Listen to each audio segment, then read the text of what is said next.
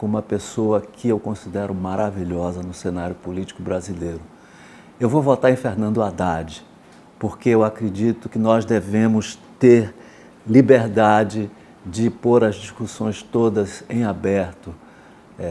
E o candidato que se opõe a ele ameaça esse tipo de liberdade. E eu quero conversar com a candidata a vice na chapa do Haddad, que, para mim, é quem traz encanto a essa chapa.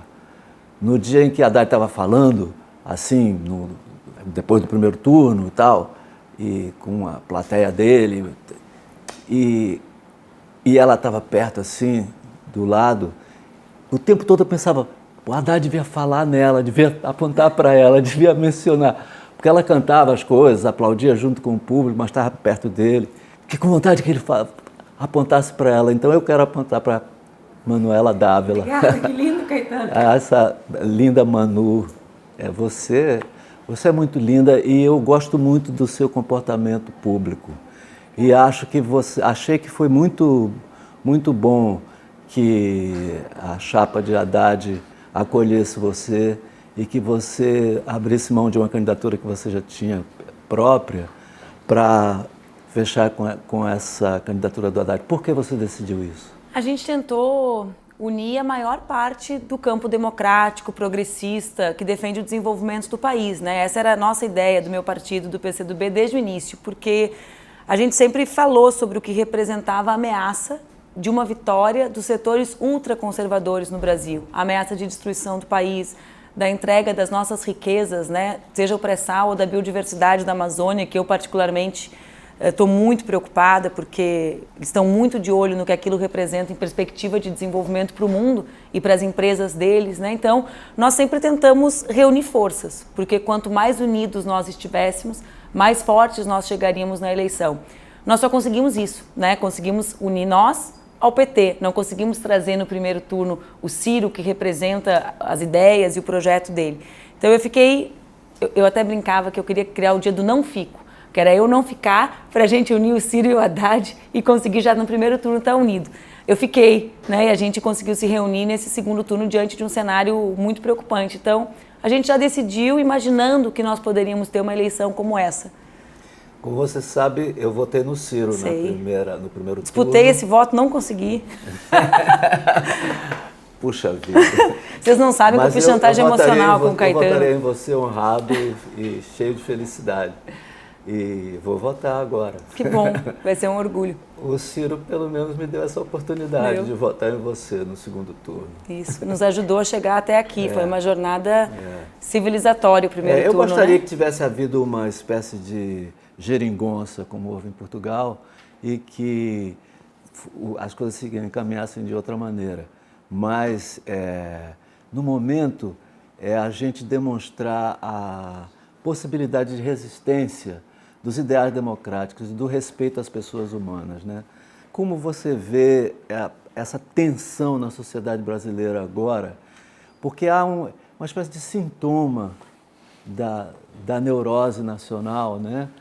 Que essa entrega a um projeto cego, porque não há nenhum projeto propriamente delineado, há um anúncio de resolver tudo, controlar tudo, meio resolver tudo, e que com uma adesão muito grande do povo brasileiro, como se não fosse o mesmo povo que elegeu Fernando Henrique Cardoso e Luiz Inácio Lula da Silva em seguida, né?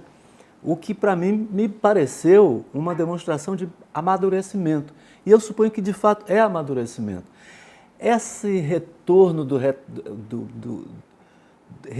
do recalcado que apareceu agora, né? Parece que todo mundo tinha um conservador irado dentro de si. Não todo mundo, mas um número enorme da população brasileira tinha um conservador irado dentro de si que foi liberado, né? E parece que a nossa civilidade, esse tom de conversa que a gente está usando aqui, está ameaçado de ser desautorizado, Eu faço política desde os 16 anos, né? Eu nem me lembro muito, eu nunca fui adulta sem ser militante, nunca... E sempre achei que a coisa mais legal que existia era a gente ouvir alguém que pensa diferente, né? Que provocasse a reflexão. Aí eu, em 2015, quando eu voltei ao Rio Grande do Sul, deixei de ser deputada federal e passei a ser deputada estadual e engravidei, eu um dia fui agredida grávida. Eu nunca imaginei que alguém pudesse ser agredido grávida por alguém que não fosse um psicopata, um doente, né? Alguém fora, assim, do que a gente conviveria na normalidade, né? Logo em seguida, teve um dia que eu estava num show do meu marido e a minha filha tinha 2 meses, estava enroladinha no sling, que é aquele paninho que a gente coloca o nenê perto. Estava dormindo, assim, um show, e uma mulher deu 2 tapas nela. Aquele dia eu me dei conta que a gente estava vivendo algo muito grave, né? Que era muito mais grave do que pessoas gritarem ideias diferentes das nossas, elevarem a voz, né? Ou que uma disputa política acalorada, porque o Rio Grande do Sul é um estado de disputa política acalorada, né? É uma tradição nossa, né? Tradição. Mas eu me dei conta que não era mais isso, né? Que era muito mais grave. E por que eu estou dizendo isso? Porque eu reflito sobre isso, então, muito profundamente, porque para mim, alguém agredir uma mulher grávida é uma coisa que é o símbolo oposto de tudo que pode existir de mais bonito, de mais, né, daquilo mais humano, uma mulher gerando a vida, né? O que mais próximo de Deus pode existir que isso, né? Acho que nada. E eu me dei conta que eles inventam mentiras com as 2 coisas mais caras para as pessoas, que são as crianças e a religião. E eles fazem essas pessoas, então, reagirem a um ódio que teria razão de ser se nós fizéssemos as coisas que eles dizem que nós fizemos, entende, Caetano? Então, se eu de fato estivesse ensinando, como eles dizem, uma criança de 6 anos a transar, eu seria objeto desse ódio. Seria razoável que alguém olhasse em mim um monstro, né? Se eu distribuísse mamadeira com pênis na ponta, como eles convenceram milhares de pessoas que nós fizemos, as pessoas podiam olhar e falar, como assim fazer isso com uma criança? Né? Ou se a gente fizesse as coisas com as religiões, como fazem, né, no Brasil, muitos destroem templos, mas se nós promovêssemos isso, as pessoas, a religiosidade, a nossa fé, o que nos conecta, né, com a nossa religião, com a religião de cada um. Então eles começaram uma onda de mentiras que colocaram as pessoas num lugar que é um lugar de uma tensão absoluta. Estou mexendo no meu sagrado, porque a criança é o sagrado também. E as pessoas reagem a isso, só que as pessoas reagem a mentiras.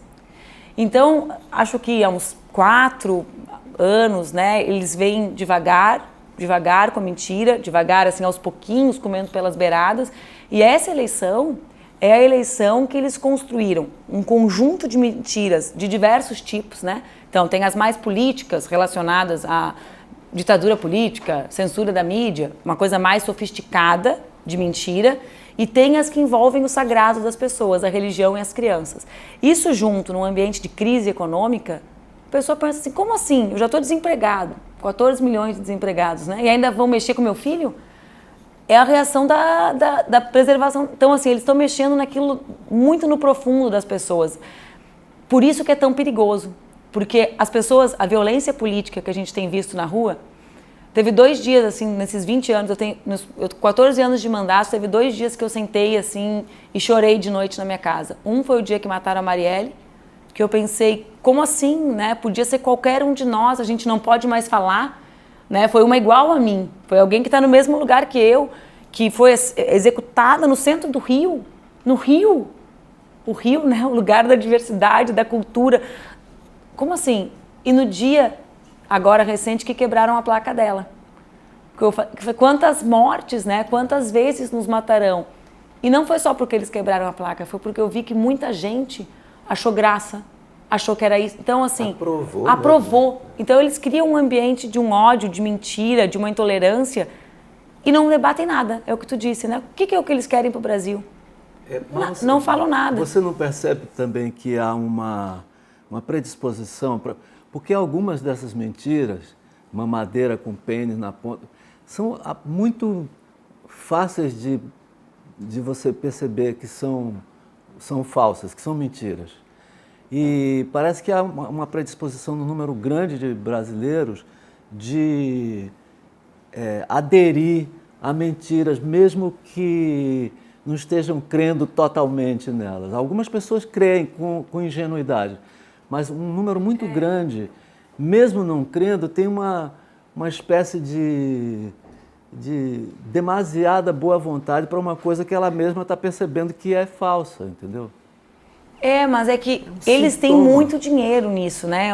Há muito tempo eu falo isso. O TSE sempre fala, nós vamos combater a notícia falsa.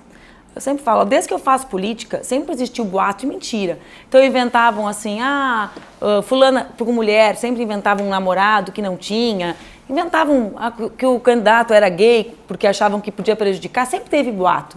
O nosso problema não é o boato. O nosso problema é quanto dinheiro sujo tem circulando para fazer que o boato chegue a milhões de pessoas. Porque é um trabalho intensivo na internet. Então eu concordo contigo que, poxa, né, a pessoa olha ali razoável. Alguma professora, o que o Haddad me disse um dia, tudo bem eles acreditarem que eu podia ter feito uma loucura dessas, mas tem que ser muito cafajeste para dizer que as professoras distribuiriam uma mamadeira com pênis e um kit que ensina a criança a transar, né? Mas eles vão de tantas formas.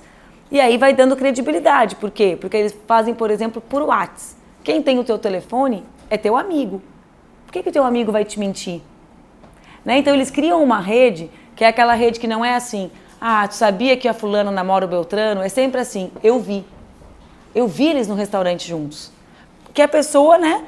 Então, vai dando uma credibilidade, só que com o potencial, que não é de eu fazer uma fofoca para ti ao pé do ouvido, é eu poder fazer para 200, 300, e isso em progressão geométrica, com o dinheiro sujo que eles têm colocado, gera o que a gente está vivendo. Também tem multiplicação. Tem multiplicação. Com bots, é dinheiro, né? Ninguém passa a acreditar nessas mentiras sem muito dinheiro sujo por trás para fazer com que isso chegue nas casas das pessoas. Por isso que essas pessoas do mercado fazem de conta, insuflam, é Venezuela, é ditadura do judiciário. Nós indicamos nos governos do Lula e da Dilma, vários dos ministros nunca favoreceram nem ao Lula e nem a Dilma. Então, são mentiras que são fáceis de serem comprovadas como mentiras. As pessoas, umas acreditam por desinformação e as outras mentem de propósito para levar a cabo o seu projeto, né? Você sabe que eu nunca fui petista, né? Eu votei em Lula contra Collor no segundo turno. Meu candidato era Brizola. Grande Brizola. Votei em Lula contra Collor no segundo turno, fui voto vencido. Eu acho que a fundação do PT, eu saudei dentro de mim, achei uma maravilha. Até usei a estrelinha durante uma semana, uma homenagem, uma homenagem modesta, mas nunca entrei no PT e nunca apoiei diretamente o PT, porque achava que era uma coisa importante que amadureceria a vida política brasileira, o que de fato fez.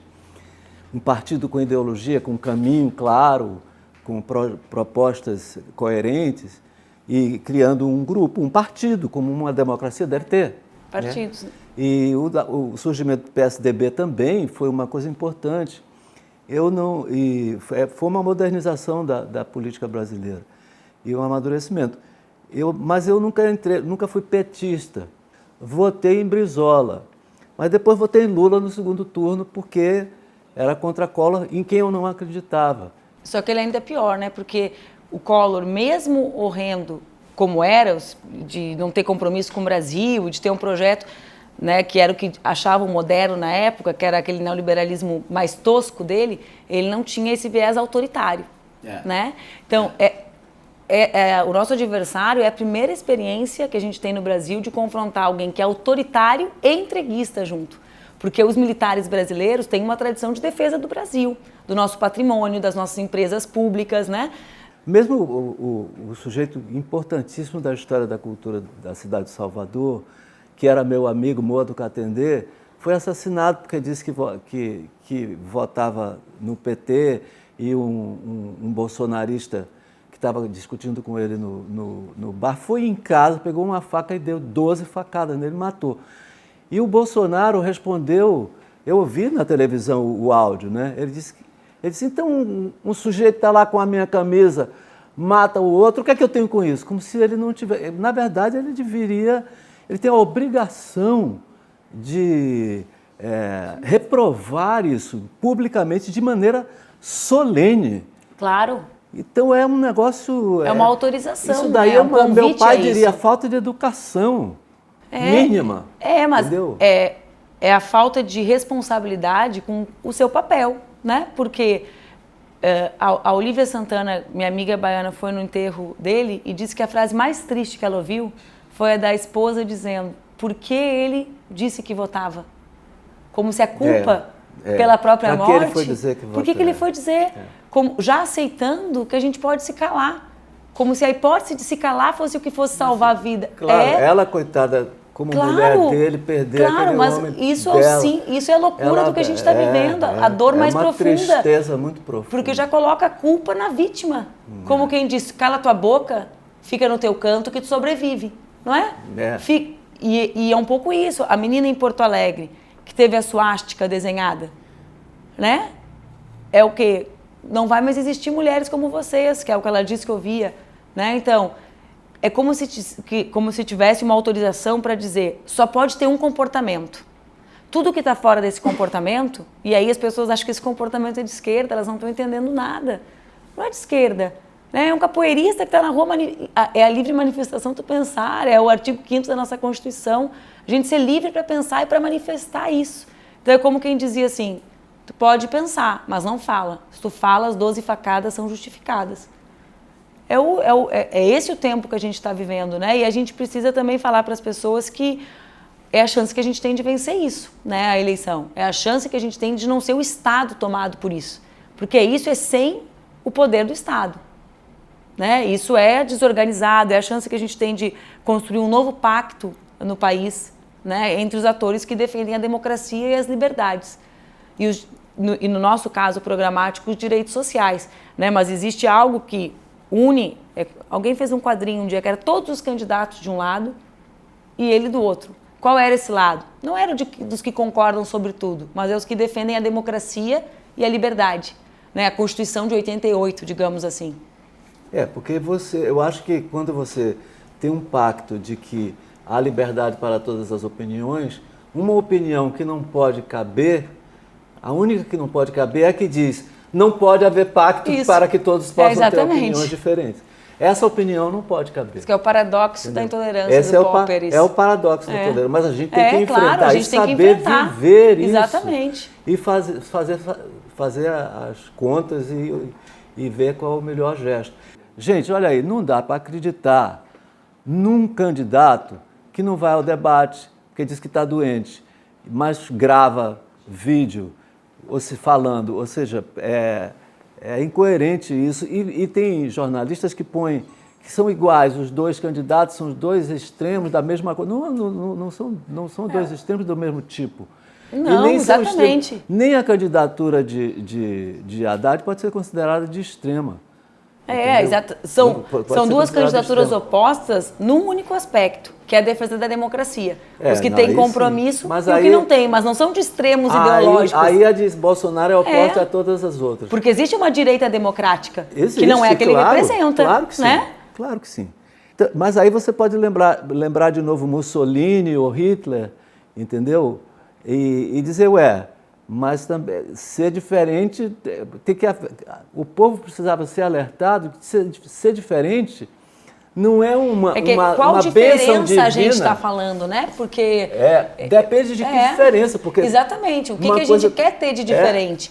Porque o que eles falam e o que eles fomentam nas pessoas não é que a gente tem que transformar um sistema político, por exemplo, que pai elege filho, que eu sempre falo, né? Porque quando eu cheguei no Congresso com 25 anos, nós éramos 9 com menos de 30. A única parlamentar com menos de 40 que não tinha um sobrenome de uma família tradicional era eu. Então, eu sei o que representa renovar a política. Né? Eu sei o que é chegar com 25 lá sendo mulher do Rio Grande do Sul e não tendo um pai para me proteger, né? Simbolicamente. Mas não é disso que eles estão falando. Eles estão falando do fim das instituições que a gente construiu com a democracia. Isso aqui é o perigo. Exatamente, porque se fosse assim, vamos transformar a política, tinha financiamento errado, vamos mudar a forma de financiamento, é um debate justo da sociedade fazer. Vamos transformar a política limitando o número de mandatos, como muitos sugerem? Só pode ter 3 de deputados, só pode ter 2 para não ficar para sempre lá? Era um debate. Vamos transformar a política porque agora a gente vai ser obrigado a fazer com que os parlamentares, os prefeitos, os governadores assinem o seu plano de metas como uma organização já sugere no Brasil e algumas prefeituras têm, né? Quando chega, faz a avaliação das contas, readequa o programa eleitoral aquilo e diz, em um ano eu vou ter tantas vagas de creche. Cumpriu ou não cumpriu? Né? São adequações que melhoram as instituições que a gente construiu. Quem que olha para a política brasileira e não pensa que a gente precisa transformá-la num ambiente muito mais democrático, né? Com muito mais participação popular, é óbvio, só que eles fizeram outra coisa. Não é sobre isso que eles estão falando, eles estão falando sobre outro assunto, né? E tentando fazer de conta que é sobre esse, não é. Isso, se a maioria da população brasileira ama e aprova a democracia, não é coerente que ela vote majoritariamente no candidato que quer e que ameaça destruir a democracia. Isso, e eu acho que as pessoas vão ver isso nesses próximos dias, Caetano. Eu espero que vejam. Verão. Se eu fosse Ciro Gomes, em quem eu votei, eu me aproximava para ajudar. Eu acredito que o Ciro vai fazer isso. De uma democracia mais forte, de um organismo democrático mais forte. Eu tenho certeza que ele vai fazer isso. Ele é comprometido com o nosso país e com a democracia, né? Porque falou, mas é mágoa com o PT. Ele falou, mágoa, sou lá homem de mágoa. Eu faço é política, eu estou fazendo é política. Fiquei pensando, será que ele está pensando em 2022? Pode ser, faz sentido. Porém, diante da ameaça que nós estamos vendo à nossa frente, eu preferiria que ele já agisse desde já. E acho que ele vai agir, porque para ter eleição em 22, né, tem que ter democracia. Pois é. Porque se for disso que se trata. Que destrua a democracia, não tem. Agora, pode ser que esse amor à democracia confessado pela maioria da população brasileira nas pesquisas seja real e que seja difícil também realmente destruir a democracia. É o que eu acredito. Por isso, talvez até possa haver uma verdadeira virada e a chapa Haddad, Manu ganharem, o que eu festejarei. É o nosso segredo. É o jeito brasileiro. E depois tem que deixar de usar a palavra jabuticaba como se fosse uma coisa pejorativa. Isso é uma imbecilidade. Eu me ofendo bastante. Isso é jabuticaba, né? Porque só tem no Brasil. Exatamente. Parece que é uma coisa ruim. Não é ruim. Exatamente. Entendeu? É maravilhosa. A resposta vem disso, né? Eu estou esperando como é que isso vai responder, porque isso existe. Existe. Eu não creio que isso vai ser destruído assim. E acho que isso vai aparecer nos próximos dias já.